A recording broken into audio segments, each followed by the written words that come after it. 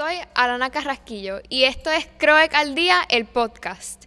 No se les olvide darle like, share, dejarnos comentarios y seguirnos para que puedan ver más de este contenido. El tema de la salud es un tema fundamental en nuestra sociedad, ya que impacta directamente a nuestra calidad de vida y nuestro bienestar. Para hablar de ello hoy tenemos a la doctora Rina Grullón aquí con nosotros.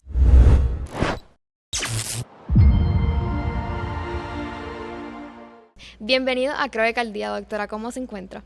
Gracias, Alana. Buen día, estoy muy bien, gracias a Dios. ¿Y tú? Bien, gracias. Qué bueno. ¿Por qué decidió estudiar la medicina? Decidí estudiar la medicina porque desde niña era lo que me apasionaba, ya que vi en mí un ferviente deseo de servir. Y medicina, la definición correcta para mí, a mi entender, es servir. Tenemos que tener el don de la servidumbre, porque debemos ponernos en el lugar de la otra persona y ayudarlos. Entiendo que cuando yo veía a las personas sufriendo, quería ayudar a aliviar su dolor, personas que quizás estaban, por ejemplo, incapacitadas, yo buscaba la forma de hacer algo como para poder ayudarles. Obviamente, al ver que yo no podía, yo era una niña todavía, todo este tipo de sentimientos fue creciendo en mi persona, y cuando fui creciendo en la escuela, también vi, ¿verdad?, mi amor y mi pasión por las ciencias, las matemáticas y todo esto. Pues uní esas dos cosas y entendí que el área que me gustaba y que me quería desempeñar, me apasionaba, era el ayudar a las otras personas, precisamente facilitando su calidad de vida, ayudándolos a aliviar su dolor y a vivir una mejor vida, y de esta manera pues lo canalicé siendo médico. Qué bueno. ¿Cuál fue su experiencia en la escuela de medicina? Mi experiencia en la escuela de medicina fue muy grata. Los primeros años son un poquito retantes debido a que pues mucho que estudiar, mucho esfuerzo, mucho sacrificio. El último año pues obviamente uno tiene que estar de lleno en el hospital. Hacemos guardia, tenemos muchas asignaciones también al mismo tiempo. Es bastante cuesta arriba y sacrificado, pero obviamente cuando uno lo hace con pasión, pues es bien remunerante. Qué bueno. Cuando usted estuvo en la universidad, ¿usted se sintió en algún momento como que esta área no es para mí, sino qué fue lo que sintió? Bueno, yo realmente nunca sentí eso. Desde que empecé la universidad, fui enfocada en el área de las ciencias. Yo comencé al graduarme de high school, que estudié en la Escuela Superior Rafael Roca de Naguabo. De ahí me voy a Mayagüez, precisamente porque entendía que Mayagüez iba a ser un estilo de catapulta para mí. Me quería ir a Estados Unidos, no hablaba inglés, pero siempre tuve la convicción de que iba a ser bilingüe, así es que irme para Mayagüez pues definitivamente cumplió mi propósito, porque abrió las puertas, y de ahí me cambié a Estados Unidos. Fui a Iowa State University, donde estudié microbiología, un minor en bioquímica y un minor en español, en Iowa, precisamente. Y siempre vi que las ciencias enfocadas con una mira hacia el área médica era mi área que me apasionaba, y era mi área de expertise. Así que nunca dudé en que no iba a poder hacerlo. Por el contrario, cuando me fui para allá, vi que hubo muchos puertorriqueños que se fueron y que no pudieron terminar su meta. No te voy a negar que fue difícil, porque era una universidad bastante grande y retante, pero pues con lágrimas en los ojos muchas veces, pues sí, pasé mis clases y siempre estuve en el top de lo que se esperaba. Una vez que terminó mi bachillerato y me graduó, estuve trabajando, ¿verdad?, en el área de farmacéutica 2 añitos, en lo que después, posterior a eso, pues seguí mi propósito de seguir hacia medicina. Qué bueno que ese sacrificio ¿verdad?, Sí. le haya sido bien a usted. Pero cuando uno termina su estudio en la universidad, ¿cómo uno hace para comenzar? Esa es la parte más difícil, porque mientras uno es estudiante, pues uno tiene como que esta sombrilla, uno se siente como que de cierta forma, como decimos, vaqueados, y lo cual es cierto. Una vez que nos graduamos, pues ya no tenemos todo ese apoyo, toda esa ayuda, no tenemos trabajo, no podemos trabajar, no tenemos préstamos, ya nadie nos entiende, nadie nos da esa oportunidad de que es estudiante, y entonces tampoco nadie nos orienta. Creo que es un área a mejorar, en el área universitarias, en las carreras de medicina, creo que deberían desarrollar un curso donde se visualice, ¿verdad? El estudiante cuando ocurre este desenlace, ya no soy estudiante, tampoco soy médico per se, y donde estoy parado en este momento. Pues fue la parte más difícil porque tenemos que estudiar para tomar unos boards, porque de lo contrario no podemos sacar una licencia. Mientras no tenemos una licencia, no podemos ejercer. Los boards son difíciles, muchas veces no encontramos guías de cómo hacerlo. Así que sí, no te voy a negar que pasó un tiempo, ¿verdad?, considerable en el tiempo que yo estuve estudiando y preparándome para mis exámenes, y pude de verdad después continuar a ejercer la medicina, porque en el caso de la medicina no solo tú tienes que pasar una serie de exámenes, sino que también tienes que cumplir con unos requisitos que te impone el Estado, en el cual tú tienes que darle una cierta cantidad de tiempo, ya sea a un bajo costo al Estado o ya sea sin ningún pago. Yo pues, como se me apareció en mi camino, fue pues haciéndolo gratis. Así que yo estuve trabajando por un año entero en el hospital IMA San Pablo de Fajardo. No devengaba un ingreso, tenía familia y pues fue bien cuesta arriba. Pues respetando la ley IPA, ¿cuál fue uno de los casos más desafiantes que ha tenido que enfrentar en su carrera? Pues en mi carrera he tenido varios casitos difíciles, ¿verdad?, por decirlo así, retantes. En una ocasión me encontraba en una sala de emergencia trabajando como médico, ¿verdad?, en una guardia, médico de sala de emergencia, que es a lo que una de las cosas a las que me dedico. Y tuvimos un paciente que se nos arrestó. El paciente, cuando digo arresto, me refiero a que se nos arrestó en términos respiratorios y cardíacos. Hizo un arresto cardiorrespiratorio. Pues obviamente cuando un paciente muere, precisamente eso es lo que ocurre. El paciente se quedó con una línea flat en el ecocardiograma, ¿verdad? Ya que ustedes no son médicos, quizás no entiendan estos términos. El corazón pues deja de latir y la línea que sale no es la línea que ustedes ven que sube y baja y hace un QRS, que es cuando el corazón late, sino que se va flat, no hay latido del corazón. Ese paciente pues obviamente se considera que no está latiendo el corazón, así que podría estar muerto. Ahí pues tenemos que dar CPR, lo que le llamábamos resucitación cardiorrespiratoria. Y entonces este paciente en específico se nos fue 6 veces. O sea que estuvo prácticamente muerto en 6 ocasiones, y en una que nosotros le llamamos por su nombre, señor X, por favor no se nos vaya. Él abre los ojos y me deja saber: doctora, yo soy quien cuida a mi esposa, que padece de Alzheimer severo y no tiene a nadie más. Eso pues para mí pues fue bien, me llegó al corazón, fue bien emotivo. Y pues es uno de los casos que siempre recuerdo. En ese momento precisamente, cuando usted sabía como que este paciente no, ¿verdad?, no va a llegar a vivir, ¿cómo usted se sintió en ese momento? Bueno, el paciente sí vivió. El ¿Sí? paciente sí vivió. Ah, qué bueno. Sí, el paciente lo sacamos del arresto. Cuando lo pudimos estabilizar, pues yo traté de contactar a un centro más grande para ser transferido. En ese centro no nos contestaban y yo me vi en la obligación de montarme en la ambulancia con el paciente y llegamos hasta el centro que queda en Cagua, y allí pues cuando llegamos al centro ya el paciente estaba hablando. Wow. Así que sí, fue algo bien remunerante. ¿Qué habilidades, además del conocimiento médico, se consideran esenciales para ser un buen doctor? En la medicina realmente existen 2 cosas: ¿eres doctor o eres médico? Me enseñaron eso mis profesores de medicina, y yo siempre agradezco eso, porque realmente para nosotros los que somos médicos existe una gran diferencia.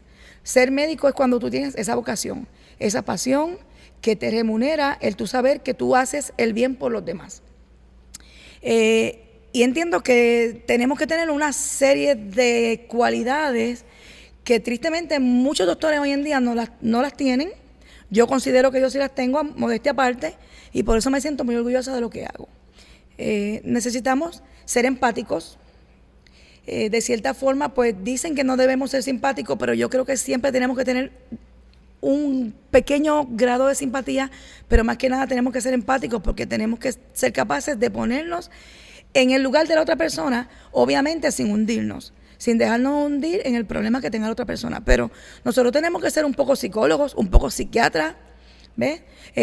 Un poco cardiólogos, un poco de todo. Y tenemos que saber entender la tristeza, el dolor físico, el dolor emocional, la depresión. Nosotros tenemos que ponerlo en todos esos lugares para identificarnos con la queja, la situación o problema que esté viviendo el paciente, y sin involucrarnos al grado de que nos hundamos y el problema nos arrope, involucrarnos hasta cierto punto que podamos ver desde afuera, pero sin dejar de ver la perspectiva del problema o la situación que tenga el paciente, para poderle brindar una solución. Es como yo lo veo. Tenemos que también ser humanos. Hoy en día también tenemos que hacer las cosas desde un punto de vista de tiempo limitado, porque pues es tiempo y cada día la sociedad es más rápida, pero tampoco podemos sacrificar lo humano y la necesidad del paciente porque queremos hacerlo rápido. O sea, que es algo bien contradictorio y bien retante, porque tenemos que hacer todo en un marco de tiempo X, pero tenemos que ser humanos, tenemos que ser empáticos, tenemos que ser comprensivos, tenemos que ser tolerantes, porque a veces tenemos pacientes que tienen un dolor tan y tan grave que hasta se ponen con nosotros y nos pueden faltar el respeto. Y no porque el paciente me falte el respeto, yo le voy a salir con una de las mías, sino que tengo que saber entender de que existe una línea y que ese paciente quizás no me quiere faltar el respeto. Hay otros que sí me faltan el respeto porque quieren hacerlo, pero yo no puedo perder mi compostura. ¿Ves? Es algo bien difícil. Qué bueno, porque sabemos que todos somos humanos y todos tenemos sentimientos. El que a nosotros nos haga llegar una noticia fuerte, así de cantazo, eso le puede causar cualquier tipo de cosa a la persona. Y pues es más fácil ser empático y como que tomar el tiempo y sentarte y, ¿verdad?, explicárselo poco a poco. Qué bueno. Pero, ¿cómo usted hace para manejar el estrés y esa carga del trabajo que usted tiene diariamente? Bueno, pues a ciencia cierta no te lo podría explicar, pero voy a tratar de ver cómo te lo explico. Estrés, pues vivimos todos los días, cada persona de una forma diferente. Hay días que simple y sencillamente yo, pues sin razón ninguna y sin yo ni siquiera entenderlo, pues estoy calmada y puedo lidiar con el estrés. En una sala de emergencia también tenemos que lidiar todos los días. Creo que es una cuestión de costumbre, creo que es una cuestión de que uno automáticamente le da un switch a su mente, y ya la mente de uno pues está preparada para vivirlo y para trabajarlo todos los días. Que ciertos días sí, pues hay más estrés que otros, y tengo también que admitir que soy humana, que hay días que se me hace un poquito más difícil, pues no te lo voy a negar. Hay días que sí tengo que coger y soltar mi escritorio, irme quizás al baño, mirarme en el espejo y liberar, ¿ves? Pero pues esos son los menos. Creo que en realidad cuando nosotros estamos ya en un área que entendemos que nacimos para esa área, que tenemos la vocación para llevarla a cabo, ya eso fluye como que por naturaleza. Salvo ciertas excepciones en las que te explico que pues tenemos que como que salir, sacar un par de segunditos, dejar que eso fluya, dejar que eso salga. Si tenemos que patalear, pataleamos, obviamente a solas. Si tenemos que llorar, pues obviamente somos humanos también, lloramos. Pero entonces después de esto volvemos en compostura y volvemos y caemos. Y como ya nosotros estamos acostumbrados a lidiar con esto, pues las cosas realmente fluyen por naturaleza. Bueno, ¿cuál han sido, o cuál pueden ser, los avances médicos más significativos que usted ha visto en su carrera? Bueno, la medicina es un área que está bien avanzada. Últimamente lo más nuevo y que me agrada mucho que haya salido, he visto que los cirujanos del área neuroquirúrgica, ¿no?, de la neurocirugía, están trabajando mucho con el área de la medicina robótica. Yo personalmente no he tenido la oportunidad de estar en una sala de operaciones donde se haga medicina robótica.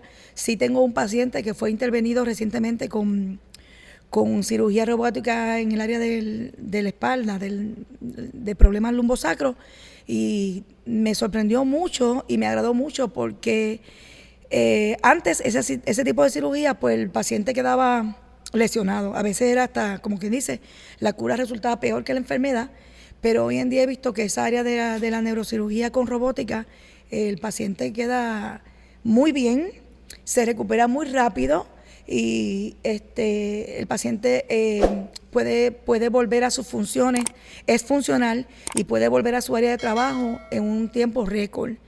Por otro lado también en el área, por ejemplo, de la cirugía bariátrica, cuando la cirugía bariátrica comenzó a ayudar a muchas personas que tenían obesidad mórbida, ¿verdad? Personas que pesaban 350, 400 libras, esas personas pues se les hacían las operaciones abiertas y ya hoy en día en el área de Calle se está haciendo las operaciones de bariátricas por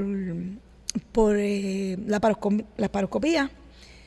Yo también en un momento dado, hace 16 años, fui intervenida por la paroscopía por mi profesor de medicina en República Dominicana, mi profesor de cirugía, quien hace bariátricas también.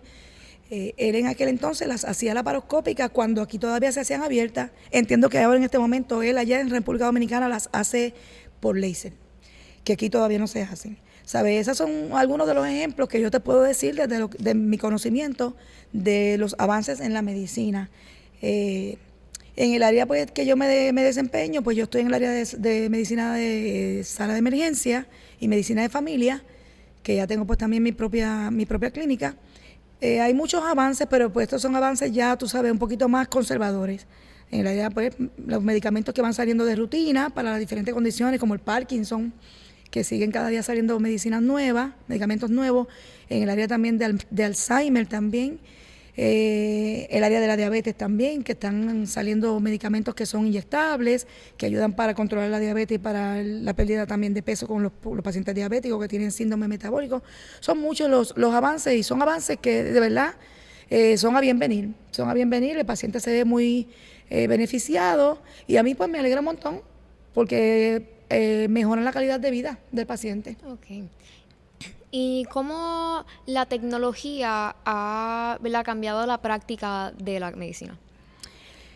Pues la tecnología ha cambiado mucho en el sentido de que ahora ya muchas son buenas, muchas son, ¿verdad?, de cierta forma un poquito tristes, porque antes pues el médico escribía, hablaba con el paciente, tocaba más al paciente, la evaluación médica pues era más humana en el sentido de que el paciente y el médico tenían un contacto más cercano.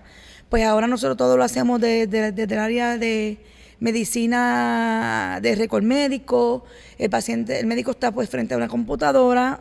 Te digo esto porque los pacientes me lo hacen saber, me lo hacen llegar, y yo trato de no ser tan así en el área médica mía con mi paciente per se, más que nada con mi paciente. Con el paciente mío en mi oficina. Pero en el área de medicina de sala de emergencia, pues tenemos un récord médico, tenemos un tiempo en el cual, ¿verdad?, me exigen a mí que yo vea a ese paciente. A veces el paciente quiere hablarme más cosas, expresarme más cosas, pero yo tengo que hacer que ese paciente se limite a lo que es esa evaluación médica, y yo pues muchas veces tengo que estar simple y sencillamente escribiendo porque si no, no voy a tener el tiempo de completar ese récord médico que tengo que completar para que ese récord médico se facture a una facturadora, a una empresa, ¿no? Por decirte, una aseguradora de salud. Y el paciente pues quisiera muchas veces que fuéramos más humanos, que nos acercáramos más a ellos, y es como que se sienten que somos un poquito más distantes. Y todo esto ha sido pues por los cambios que han venido con la modernidad, y que aquí también ha entrado la cuestión de la inteligencia artificial, que es parte también de la medicina hoy en día. Bueno, todos sabemos que la inteligencia artificial es buenísima y todo, pero ahora sí, ¿usted piensa que la inteligencia artificial vaya a reemplazar a los doctores en alguna área? Bueno, yo espero que no lo haga. Es lo que yo espero. Yo creo que no debería ser, porque para ser médico pues hay que tener también más que nada mucha humanidad. Hay que saber ponerse, como te mencioné hace un rato, en el lugar del otro. Y yo no creo que una inteligencia artificial que a la larga podría ser, si acaso, un robot o un androide, jamás en la vida va a tener sentimientos, no va a tener emociones. Y aunque los seres humanos no debemos andar por ahí dejándonos llevar por las emociones, no obstante, no dejamos de ser seres humanos y somos seres emotivos, tenemos sentimientos, y por nuestra sangre no corre líquido de freno, ni corre líquido de enfriamiento, corre sangre, corre tejido líquido linfático. Somos humanos y no vamos a dejar de serlo, así que yo espero que esto no ocurra. O sea, a ciencia cierta, de verdad, me preocupa un poco también, porque de cierta forma sí la inteligencia artificial de cierta forma sí nos está abarcando a una velocidad increíble. A veces yo misma me siento que como que mi cerebro ya no piensa igual. Siento que mi cerebro, en vez de ir evolucionando, ha involucionado. Y pues de verdad, mi consejo y mi crítica es que no debemos permitir que la inteligencia artificial nos abarque al grado que nos sintamos que dependemos tanto de ella que va a pensar por nosotros. Porque lo cierto es que sí, si la inteligencia artificial se le prevé y se le permite que esto ocurra, pues de hecho va a ocurrir. Porque el ser humano está lo que se ha vislumbrado. Si tú buscas en Google y en la misma inteligencia artificial y en las redes, si tú buscas cómo se proyecta el homúnculus, que es una proyección de cómo sería el ser humano de aquí a 50 años, por ejemplo, pues ciertamente vas a ver que el cerebro del ser humano está aplastado. Te van a presentar una persona con un cerebro aplastado, con unas manos bien grandes, unos pies bien grandes, una cara pequeña y un cerebrito bien pequeñito, porque realmente si antes utilizábamos el 3% de nuestro cerebro, de aquí a allá lo que vamos a utilizar es 1%. Pero esperemos que eso no ocurra. Esperemos, porque tú te imaginas que si a mí me viene a atender un robot en vez de un médico, me voy de la oficina, me daría miedo, no puedo. Pero, ¿verdad? ¿Usted cree, verdad, qué cambio usted cree que van a haber en la medicina de aquí a 10 años? Bueno, los cambios serían quizás que en muchos settings médicos probablemente tú te encuentres con que lo que te va a estar atendiendo sea quizás cuando tú llegas a una sala de emergencia, en vez de que te atienda una persona, que te reciba una persona, probablemente te va a recibir una especie de máquina que va a asemejar a una persona en ciertas cosas, pero que te va a hacer como que un screening. Digamos como cuando tú llamas hoy en día a por poner un ejemplo, que tú llames a una tarjeta de crédito tuya. Antes tú llamabas y te contestaba una persona, y esa persona te ayudaba con tu pregunta o con tu queja. Ahora no, ahora tú llamas y te contesta una grabación de una voz de inteligencia artificial.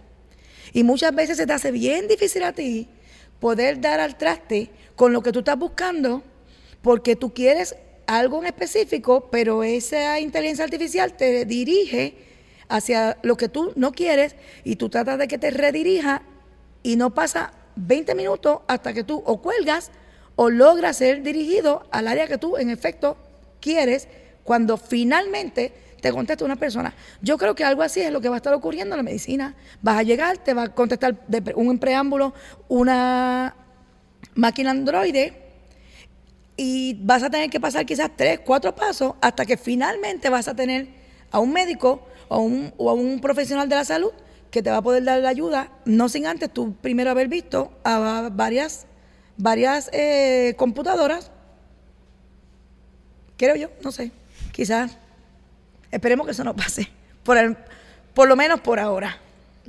Aquí estamos en CROEC, una escuela especializada en la ciencia y matemática. Esta pregunta siempre, pero siempre hay que hacerla.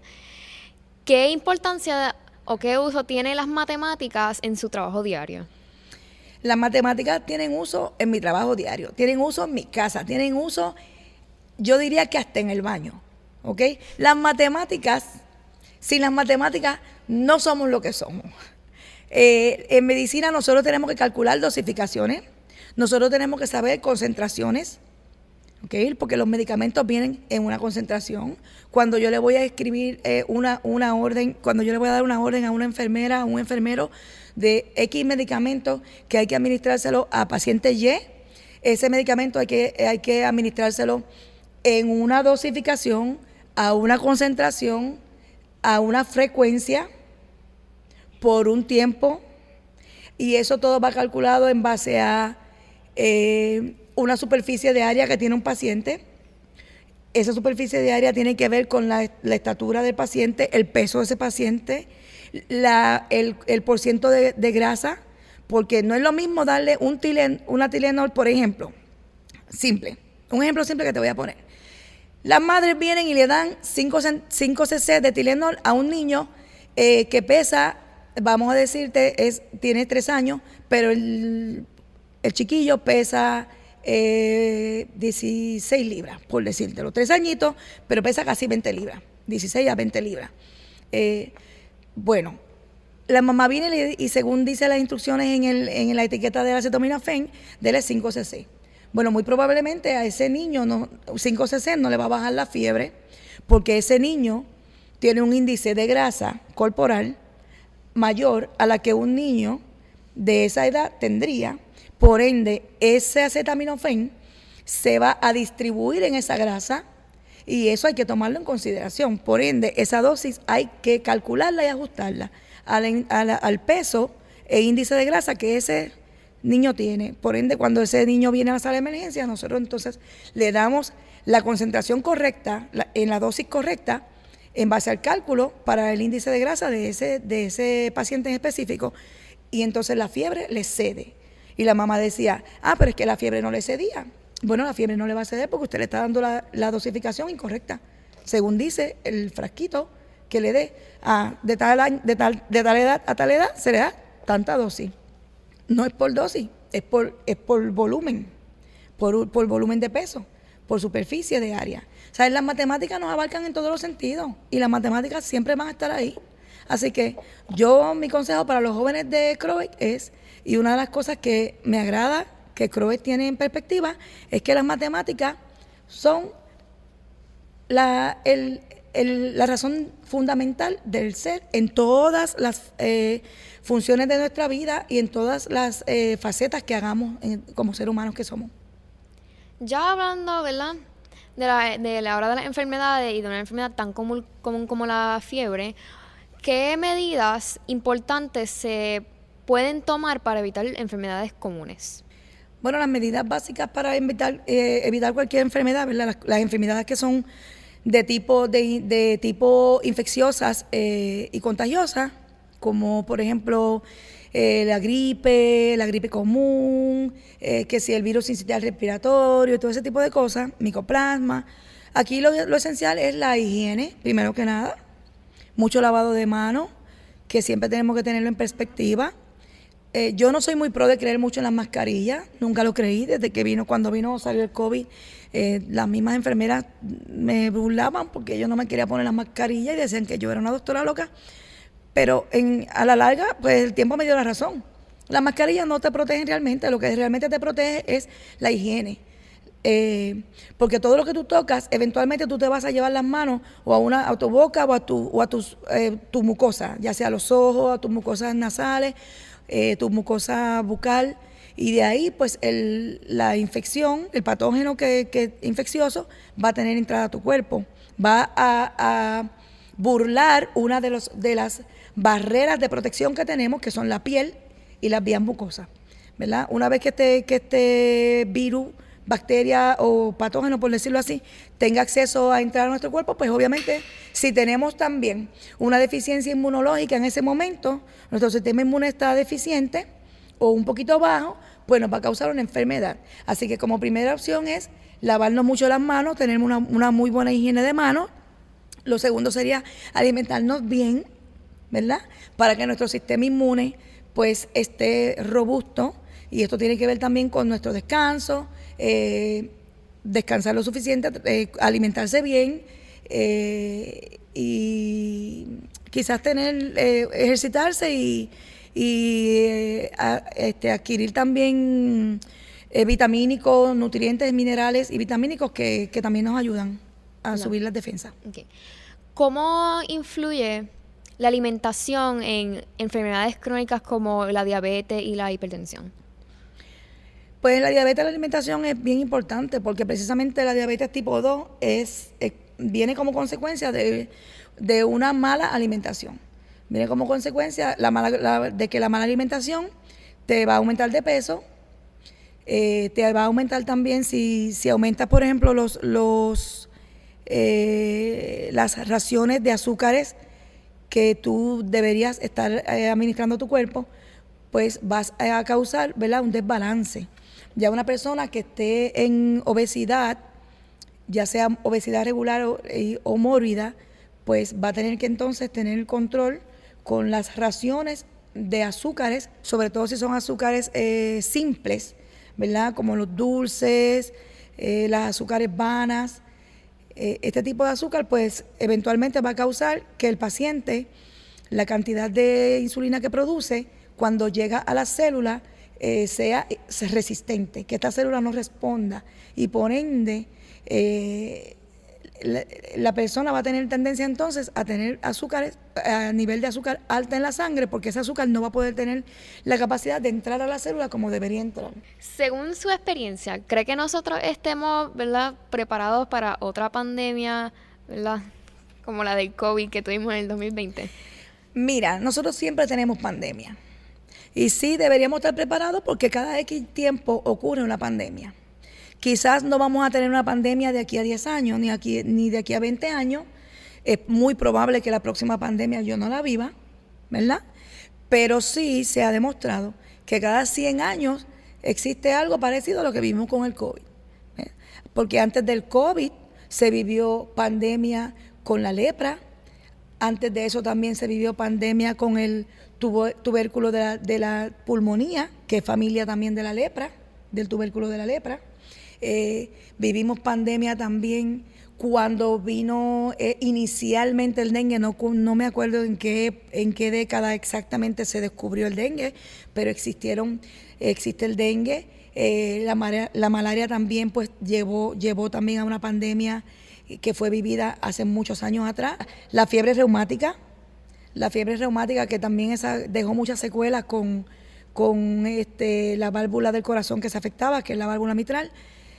A través de la historia hemos vivido muchas pandemias y me consta que la vamos a seguir viviendo. Lo que sí es que este tipo de cosas ocurren cada cierto tiempo, ¿verdad?, una cantidad de tiempo razonable.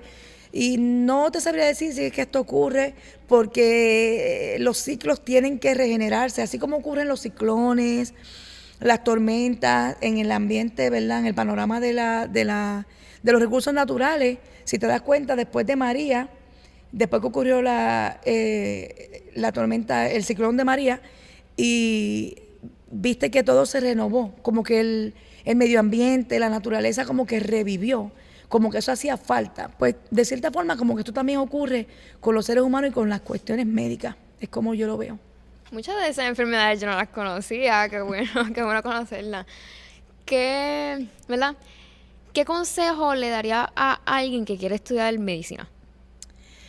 A alguien que quiere estudiar medicina hoy en día, yo le diría que es una profesión muy hermosa.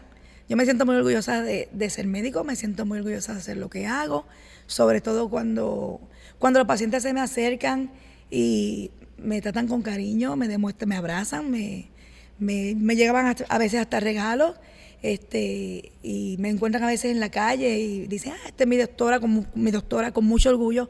Eso me llena de un enorme orgullo que pues no cabe dentro de mí, me remunera grandemente. Cuando yo hacía mi internado en IMA, no cobraba, pero me sentía tan y tan llena de remuneración que no me hacía falta el dinero porque sabía que estaba haciendo lo que me gustaba. Así que yo les recomiendo a ellos que se analicen bien, que si de verdad si ellos entienden que lo que ellos quieren estudiar en medicina, si ellos entienden que esto los llena a ellos de esta manera que me llena a mí, que me llena de un gozo que yo no puedo explicar, el hacer bien, el ver que le hiciste un bien a alguien, que después esa persona te encuentra y te da las gracias de una manera tan efusiva y eso a ti te llena de una alegría espectacular. Si ellos entienden que esto es lo que yo les gusta, pues yo les recomendaría que sigan sus estudios, que den el máximo de ellos, que entiendan que las matemáticas también es parte de la medicina, que para ser médicos tenemos que ser buenos en matemáticas, en ciencia, en muchas cosas más, hasta en las ciencias sociales, que a mí no me gustaban mucho, pero que pues Después tuve que entender que también son parte de mi área. Todas las cosas que están estudiando hoy en día les van a hacer falta en la escuela de medicina. Así es que den el máximo de ellos mismos y que echen para adelante. Bueno, ¿cómo usted equilibra ¿verdad? Su vida personal con el trabajo? Pues no se sabría decir realmente cómo, el hecho es que lo hago y mi vida personal, pues yo estudié medicina ya teniendo un hijo y me gradué. Luego de graduarme, pues tuve a mi nena, que también pues salí embarazada en mi último año de medicina, así que te podrás imaginar que ha sido bastante cuesta arriba. No te voy a negar que llegar a lograr, ¿verdad? Lograr alcanzar el ejercer mi profesión como tal, pues para mí fue bastante retante. Y pues fueron muchas las lágrimas que tuve que derramar en muchos momentos, al grado de que quizás muchas personas alrededor de mi área, donde yo me desenvuelvo y vivo, pues muchas personas quizás hasta llegaron a pensar que yo no lo iba a lograr. Pero pues yo siempre he tenido mis convicciones bien claras. Siempre que me pongo una meta, no dejo de mirarla. No, nunca me he puesto traba. Siempre lo que digo que voy a hacer lo hago, aunque quizás no tenga una fecha exacta. Porque sí, muchas veces se te presentan obstáculos en el camino que te desvían levemente y tú tienes que de quitar ese obstáculo, pero sin dejar de mirar siempre el panorama final, que es la meta. Entonces, como te decía, pues fue un poquito retante, pero sí, siempre, nunca dudé de que lo iba a poder lograr. Nunca dudé que lo iba a poder lograr y pude hacer un balance, a veces durmiendo poco, a veces sacrificando tristemente mis cosas personales, mi familia, tristemente a veces los he sacrificado levemente y le pido perdón a mi hija, a mi hijo. Sé que muchas veces he sacrificado cosas de ellos, he sacrificado a veces mi mamá y también mi persona, porque pues muchas veces no tengo tiempo de arreglarme mis uñas, mi pelo y mis cosas, pero sí, pues tengo que tener tiempo para mis pacientes y para mi familia. Para finalizar, algo más, ¿verdad? Que le gustaría decir a los que nos están escuchando, especialmente a los que quisieran estudiar medicina. Bueno, sí quisiera decirles, ya que no abordé el tema de cómo yo veo en perspectiva el ambiente médico en Puerto Rico, sí les voy a decir que el ambiente de la medicina en Puerto Rico hoy en día es retante, es un poquito difícil, sobre todo para los médicos que venimos nuevos. Más que nada en la década y en la época en la que yo comencé a ejercer medicina, creo que comencé en uno de los momentos más difíciles y más cuesta arriba. Y pues sí, se me ha hecho bien difícil. Antes existía la predisposición o el prejuicio de que el ser médico era porque tenía dinero, el estudiar medicina o el ejercer medicina ya era una catapulta a ser millonario, a ser de caché, por decirlo así como decimos en la calle. Y pues tristemente hoy en día no es así, yo no lo veo de esa manera. Sí, obviamente me honra ser médico, me honra porque pues he sacrificado, no cualquiera llega a donde yo he llegado, me ha costado, me siento orgullosa de mí misma de haber logrado esto, porque no cualquiera lo puede lograr, pero ciertamente la medicina en Puerto Rico hoy en día es un área que está pasando por una serie de cambios y de dificultades porque las aseguradoras de salud son pues prácticamente los dueños de la medicina en Puerto Rico. Los médicos tenemos que dejarnos llevar por las guías y directrices que ellos nos imponen. Ya el médico de hoy en día no es el médico de antes. Básicamente, si yo quiero darle un medicamento o entiendo que un medicamento es lo ideal para mi paciente, si la aseguradora de ese paciente entiende que ese no es el medicamento con el cual yo debo atenderlo, pues la aseguradora no me lo permite y le niega el medicamento al paciente. Hoy por hoy yo recientemente fui estuve en una conferencia de medicina donde estuvimos viendo hoy en día los medicamentos y la forma de hacer medicina en el ámbito de endocrinología, donde se dice que los medicamentos, los receptores GLP-1, como la Ozempic y todo eso, son los medicamentos drug of choice con quienes deberíamos tratar, con los cuales deberíamos comenzar un paciente diabético, no la metformina, la cual no es drug of choice y la cual es nefrotóxica. Sin embargo, las aseguradoras de salud me obligan a mí a yo comenzar el paciente en metformina. Jamás en la vida le van a dar al paciente el medicamento que se supone que es el que debemos dar, que es el más costoso. Entonces, eso te pone a ti en una situación donde tristemente pues tenemos que decir paciente versus aseguradora. Bueno, definitivamente hay mucho de qué hablar y me encantaría, ¿verdad?, seguir hablando sobre esto en otra ocasión. Por supuesto, Alana, cuando gustes. Muchas gracias, doctora, por, ¿verdad?, estar aquí con nosotros y compartir su conocimiento. Es un placer, el placer es todo mío. No se les olvide darle like, share, dejarnos comentarios y seguirnos para, ¿verdad?, seguir viendo más de estos podcasts. Y esto es Croec al Día.